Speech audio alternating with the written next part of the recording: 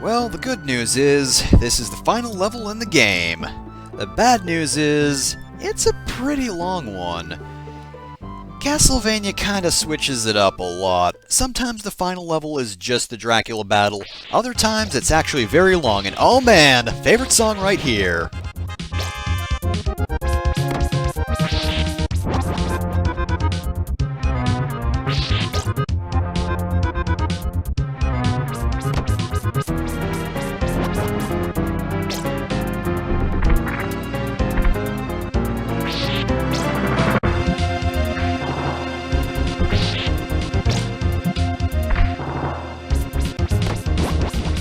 Yeah, I had to let that one loop as well. Again, I'm not really a fan of the sound font of... Oh, geez. Oh, that was a very dangerous move with that Dualahan, but I really had no other choice.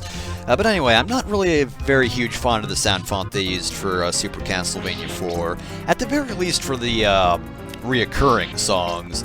Like, the original songs of this game are very good, but I don't know. Vampire Killer and Bloody Tears, not a fan. And also, I love the bridge sequence. Bridge sequences are very, they occur fairly often in Castlevania. You know, you have the last bridge to Dracula, and they vary in difficulty. Sometimes they are very annoying. This one, not too bad. Don't distract yourself by trying to destroy the candles, just keep running and you'll be fine. Those bats shouldn't hit you. It is a pretty cool segment, though. I love the collapsing bridge. That being said, though, this segment sucks, because, of course, this isn't exactly auto-scrolling, but that saw blade will cut you up if it catches up to you. Now, it's not actually rubber banding, it just moves at a very even pace, meaning if you can get a good lead ahead of it, you're safe. If you can't, it's gonna kill you pretty quickly. Now, the main reason this segment sucks is, well, stairs. By this point, I think you can tell that stairs are terrible in Castlevania. Just keep holding up and pray to God you don't accidentally screw it up somehow. When you have staircases next to each other like that, yeah, just keep pressing up. Even if you switch to a new staircase. Destroy these guys so you don't accidentally swing into them. I'm going to grab that. That was probably a bad idea because the saw blade's going to catch up. You do want a little time to be able to swing. And apparently it disappeared. I must have triggered the little spot of the level where that stops, because now we have another terrible segment where these platforms come in diagonally. Really don't care for this one, because we have to make some fairly precise jumps with these things, and these will carry you into spikes. They have no qualms with that. And just when it looks like it's over, it keeps going on, unfortunately, but I guess it's not the worst thing. It's just I'd screw this segment up a lot, and then that meant I had to go back to the saw blade segment. And I don't care for the saw blade segment at all. I'm not a huge fan of this segment of the level. Beginning of the level, I wasn't exactly a fan of that last Dualahan placement, but it was decent. You know, the second part, bridge, always great. The bridge segments are cool. Love those collapsing bridges in Castlevania. They're always foreboding, and, you know, it's always nice to just go across the bridges it's collapsing, because it makes you feel all cool, because you're going into the final area, but at the same time, there's an element of danger, and it's following you, and you could die horribly, even though you probably won't. Be very careful there, that one will probably definitely kill you. Right, so, now we have the boss rush of the game.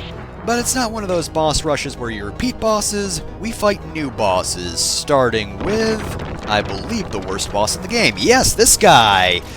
This guy attacks very erratically. Basically, I just want to duck to make sure he's not doing that sort of thing. He's going to be jumping around a lot, and I had to make sure to be in the exact right position. There's not a lot of room to dodge, by the way. And quite frankly, I very much don't care for it. Really, this boss sucks because you don't know when he's going to attack. You have to be in a very precise position to dodge that, because that little shot of his does explode. Alright, now he's gotten rid of his spear, which means he's also still very, very erratic with his attacks. Basically, you want to keep him jumping, and once he's jumping, you want to keep moving. Otherwise, he's definitely going to hit you at some point.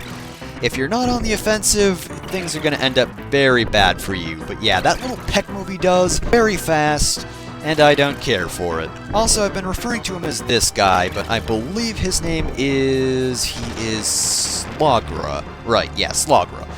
I know the name of the other boss because this guy and certain other familiar face both appear in Castlevania Symphony of the Night as, well, the first boss, where Slogra is so much easier.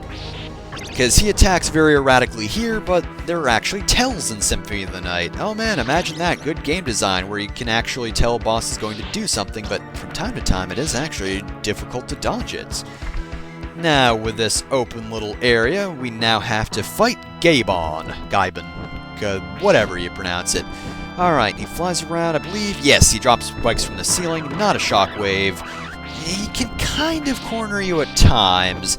Be aware of his position and the way he flies off when he's done. He's a little bit lower just after he attacks. And oh yeah, I forgot he had that little bullet attack. So be wary of him. This is why the cross is very good to have at this point, just because you don't want to be directly under him. Otherwise, he can't very easily hit you. You're not dead. I know you're not dead. So he's faster, and yeah, he really gets shot happy now.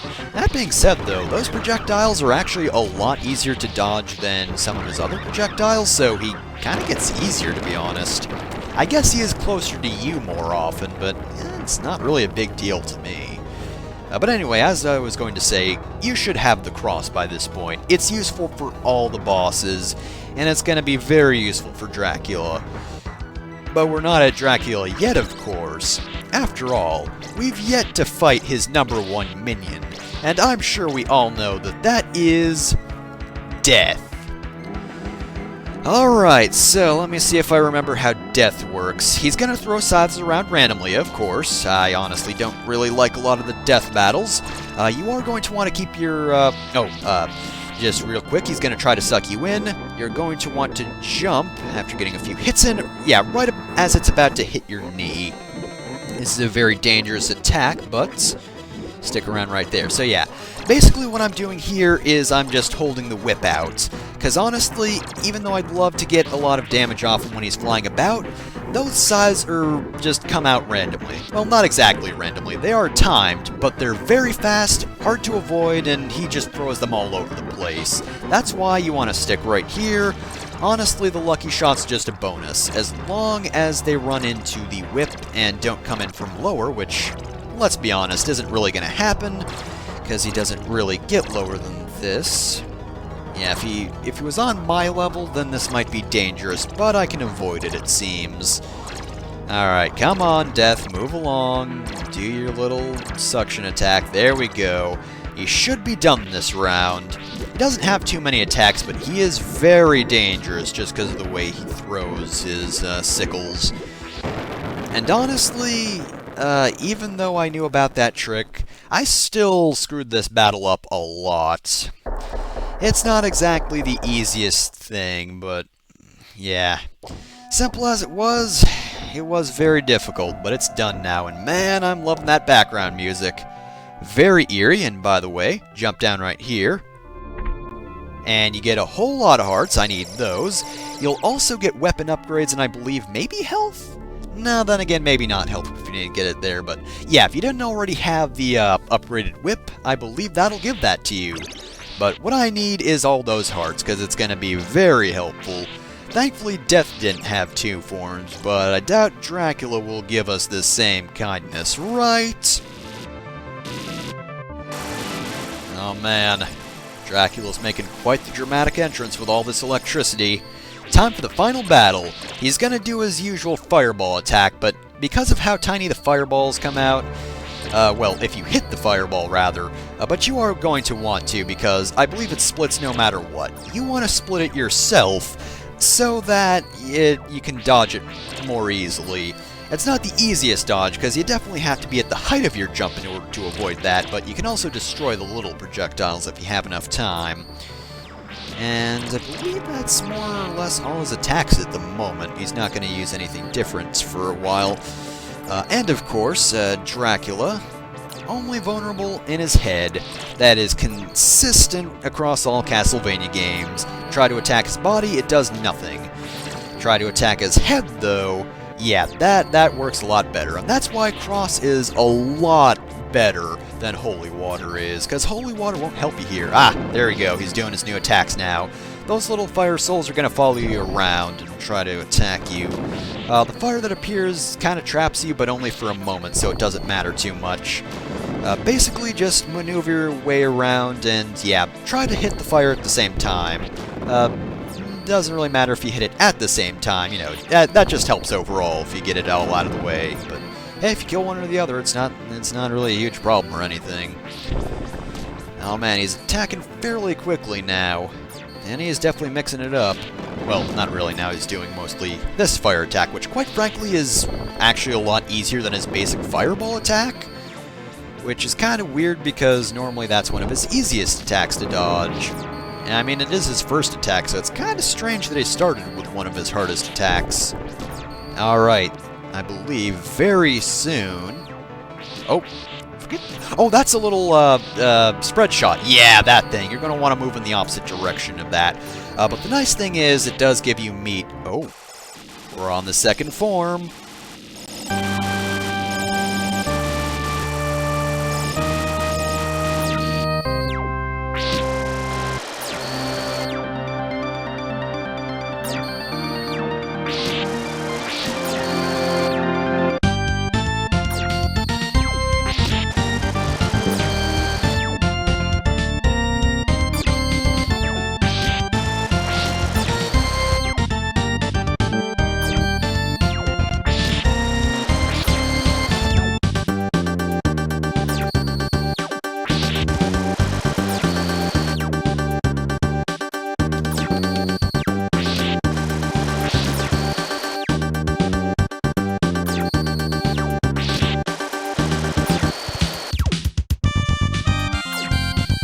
Oh, geez, oh.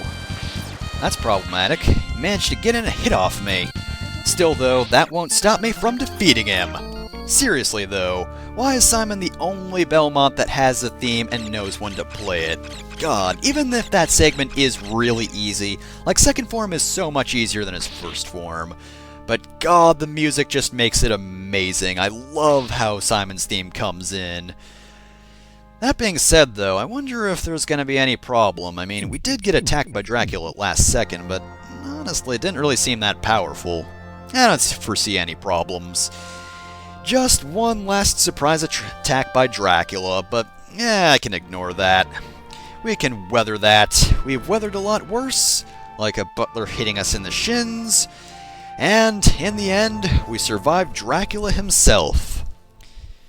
Castlevania crumbles, and Transylvania is saved. Thanks to Simon Belmont, hair dramatically blowing in the wind. And now the credits sequence. Yeah, see that little... Seriously though, I don't... Wait, is that like a whip with a sword in front or behind it? I always referred to that as a chandelier, but that's what gives you your weapon power-ups, but I've never really been able to tell what it actually is. But yeah, I think it might actually be a sword with a whip in front of it. That might be it. That would actually make sense, because it's a little whip power-up. Yeah, you got the whip symbolizing the whip, and the little sword symbolizing power-up. So anyway, yeah, Super Castlevania 4. A very nice game. Pretty solid. Not exactly my favorite. Again, Castlevania Bloodlines does a lot of cool stuff, and pulls almost all of it off very successfully. A few stages that definitely... weren't my cup of tea and made me really not like them at the moment, but Super Castlevania 4 also had the same thing, you know, a few stages in this game, while watching them back really didn't seem too bad. Definitely had trouble with them while playing them, but nonetheless, even with some stages that might be a little overly difficult at times, Super Castlevania 4 is very solidly designed, like good level design across the board, and very good looking game as well. You know, it's got some pretty good tile sets. Again, Bloodlines is better. I should stop saying that. Let's stop comparing it to other games. Good looking game, great soundtrack, except for the reoccurring songs. Vampire Killer, Bloody Tears, didn't care for the instrumentation for those, to be quite honest. I do prefer other versions of those songs, but yeah, the soundtrack of this game is very good. Enemy design's okay. From time to time, there are enemies that I didn't really care for. Well, I think in this case it's mostly enemy positions in this game, but to be honest, that happens like every Castlevania game. At some point, there will be enemy placement that just seems a little over the top, but, I don't mind it too much. In the end, Super Castlevania 4 is very fun, though. Looking at the bosses, they really aren't very well designed in this game. They're all either too easy or way too difficult. The Gold Bat, didn't care for him. The skull that drops stuff from the ceiling, didn't care for him. I didn't think he was very good. Slogra, didn't really care for him either. Death, I like the suction attack he does, where he uses his scythe, but his sickle attack that he just randomly uses, I know it's a staple, but honestly in this game it's not that good, so I don't think Death's a very good battle in this game. Dracula's very easy. It is one of the easier Draculas. There are some difficult Draculas from time to time, but yeah, this definitely isn't one of them. Actually, I think most of the difficult Dracula fights are in the Metroidvania games. Not Symphony of the Night, but honestly, the older, just normal platforming ones are always usually very easy. Bloodlines, I know, has a very easy Dracula fight. Castlevania 1, the original, I think that was kind of difficult. Let's not speak of Castlevania 2 just yet. Castlevania 3 was fairly easy, though I've heard some people say it was difficult, but I didn't think it was that bad. This game, easy. I actually haven't really played Rondo of Blood, right?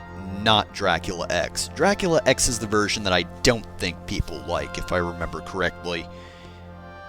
But of course, whichever version of the game is considered the better one is really, really difficult for me to find in a way that I can record it, unfortunately. But, that's how it goes sometimes. Hate you, Slogra. Ugh. Also, in half of these, while they look cool, Simon's about to get hits. Like, I believe the next one is against Death. No, actually, no, he's going up against Gaibon, action, whatever his name is. But he's gonna do Diagonal Whip, yep! See, that pose is cool as hell, and that's like the pose at the end of each and every one of these little clips, but it's gonna be the same thing for Death. Now, this one actually looks pretty great. Like, check this out. Death forms up, the battle's about to begin, he dodges the little sickle, and jump! He's about to be hit in the knee, like he's not gonna have a leg in a moment, and oh, they're ending on Death, I guess? Okay, you'd think they would have ended on Dracula, but whatever you say, game. So, that was Super Castlevania 4, I hope you enjoyed that, and I'll see you next time for whatever I do next, which, I'm hearing whispers of Simon's health declining.